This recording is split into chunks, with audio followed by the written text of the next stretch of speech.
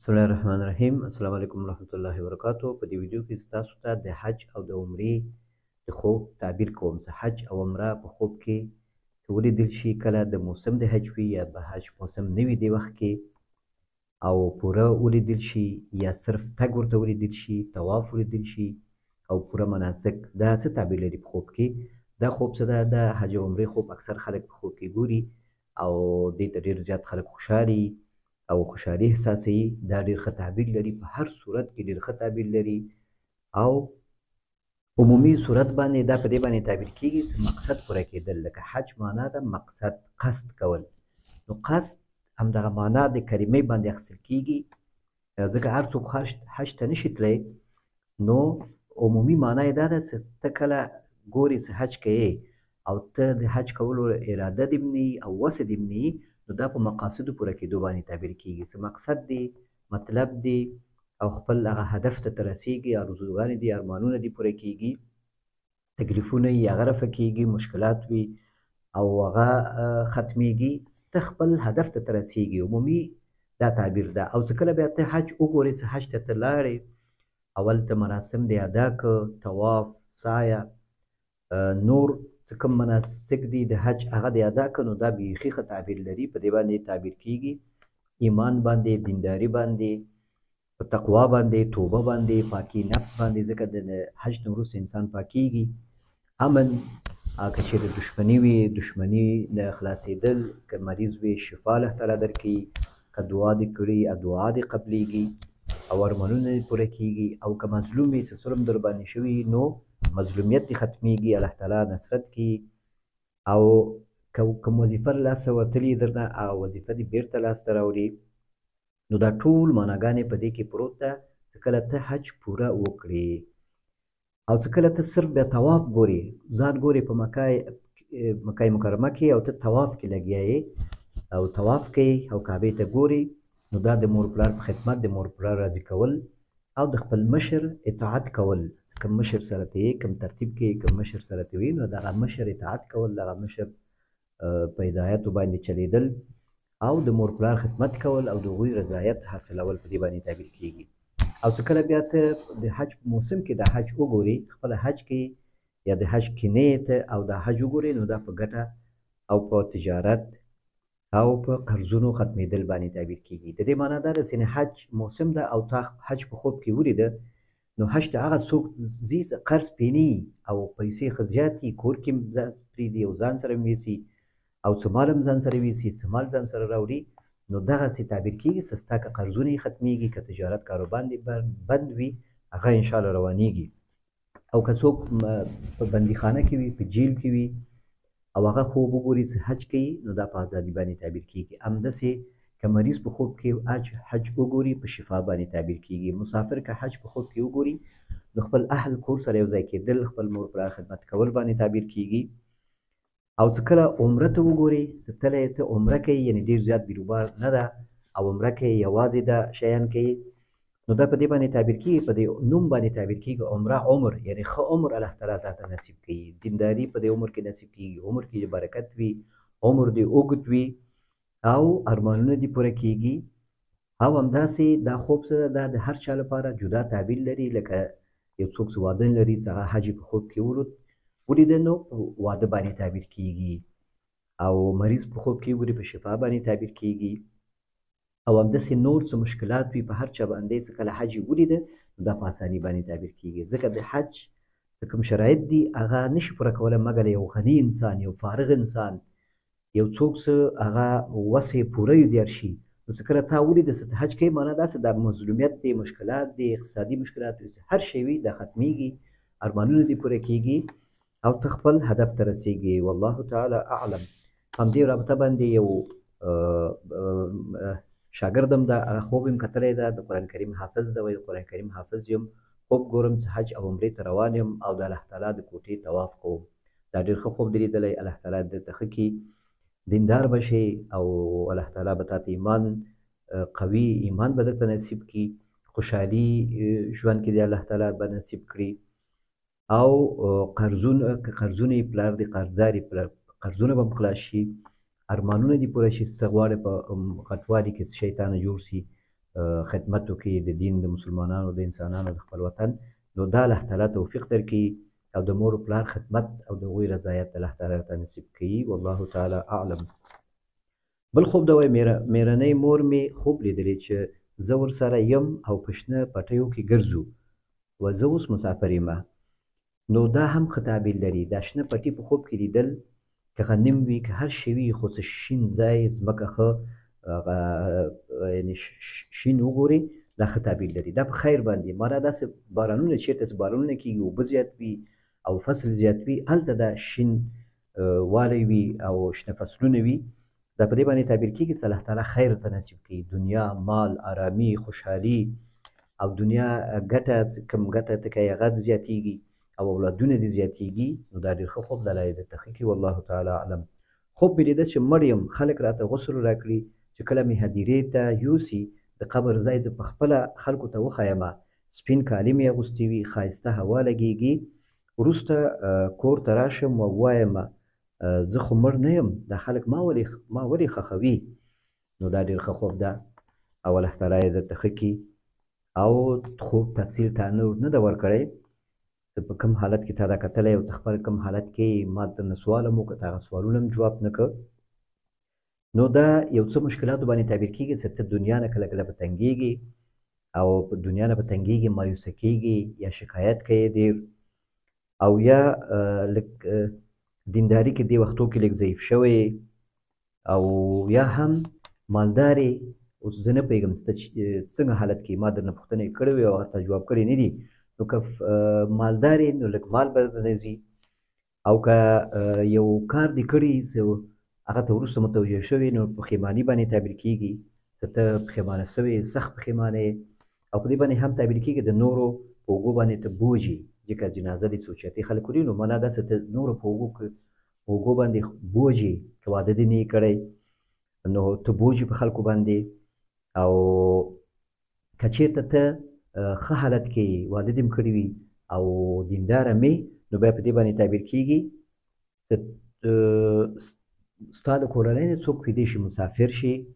او یا هم ته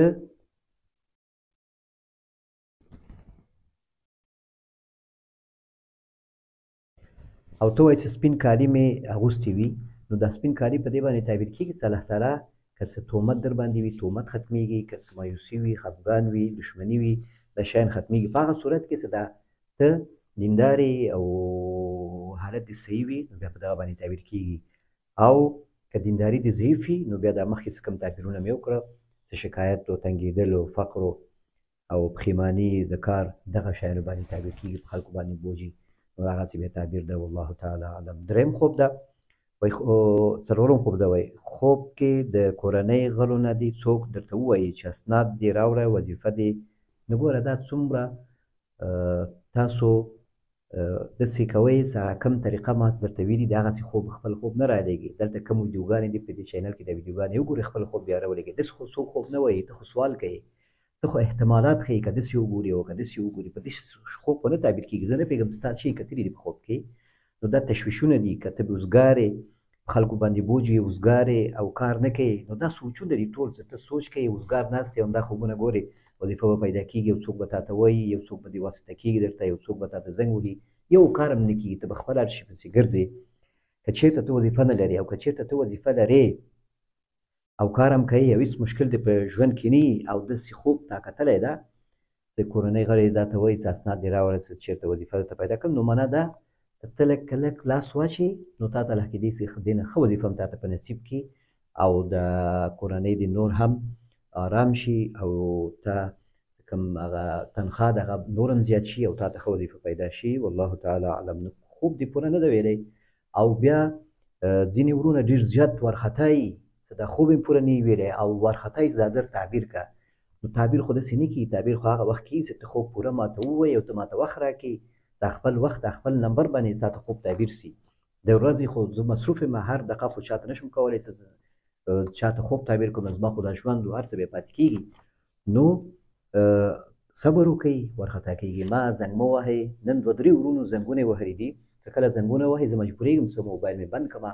موبایل اکثر وخت بند وي خو څه کله خلاص وي څوک زنګ وهي په تکلیف کې نو مجبورېږم چې هغه بیا زه بند کړم نو کوشش وکړئ چې خپل خوب پوره ووایئ او څه سوال درنه کېږي هغه سوال جواب کوئ چې خوب هم ښه تعبیر شي پوره تعبیر شي واضح تعبیر شي والله تعالی اعلم بل خوب دا وایي باران شروع وي لږ ګلۍ ورسره شي بیا ګلۍ ډېرې غټې شي زه دوکان کې ناست یم دوه ملګري راسره ناست دي نورو ته وایم چې ګلۍ دوکان ته نورو ته وایم چې راځئ یعنې دوکان ته دننه شئ او ګلۍ دوکان ته راننوځي وایم راځئ دلته دننه شئ ډېر تیزو دوکان کې راغورځي څه کله ضرري باران وي یا ضرري د اسمان نه دا ګلۍ وي واوره وي څه کله ضرر وي تکلیف وي خلکو ته دا په مصیبتونو مشکلاتو یو څه هم او غم تشویشونو څه مصیبتونو باندې تعبیر کېږي څه کله تکلیف تاته جوړ کړي دا ډېر او په دې باندې هم تعبیر کېږي چې تا باندې سخته لږ حالات لږ کېدای شي سخت وي نو ته ضرورت لري تا سره څوک کومک وکړي او چا سره مشوره وکړي او خپل دا مشکلات دې ورسره شریک کړي تر څو د یو حل لاره راوباسي او که چېرته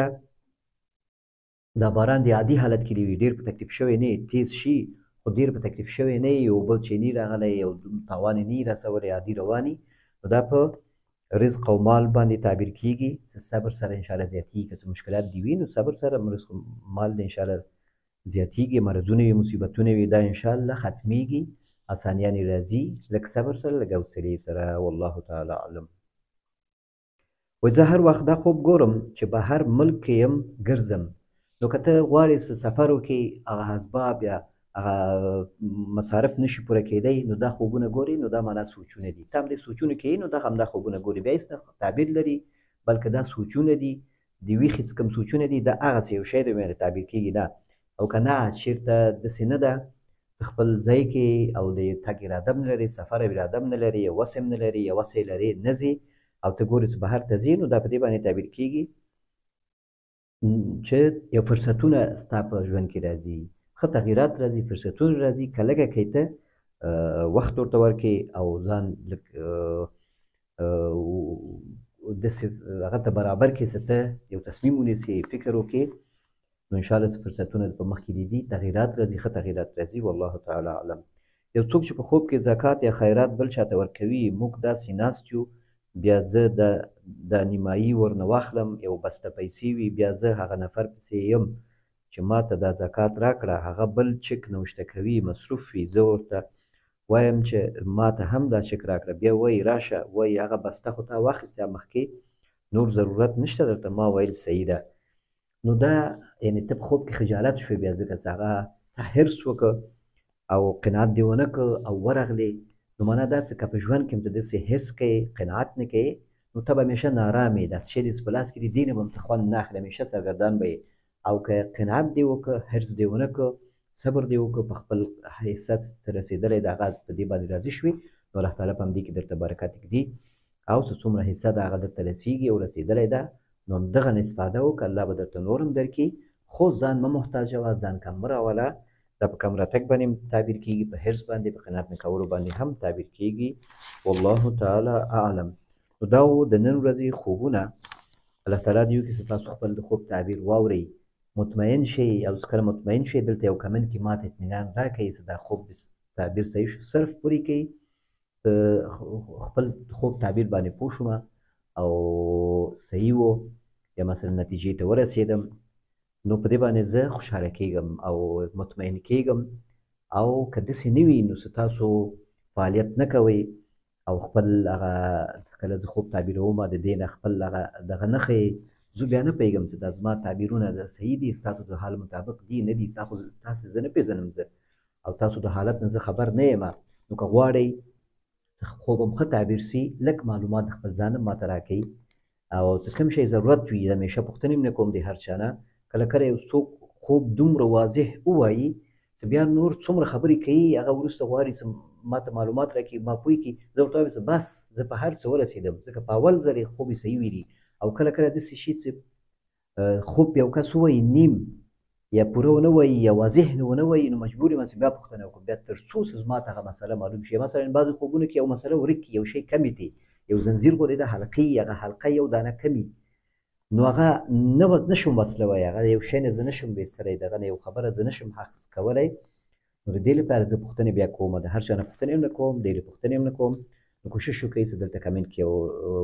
کمنټ ولیکئ، اطمینان ماته راکړئ، ویډیو لایک کړئ، ملګرو سره شریک کړئ، او که چینل کې نوي یاستئ نو چینل سبسکرایب کړئ. که خوب مو لیده همدې واتساپ نمبر کې ماته خپل خوب ولیږئ.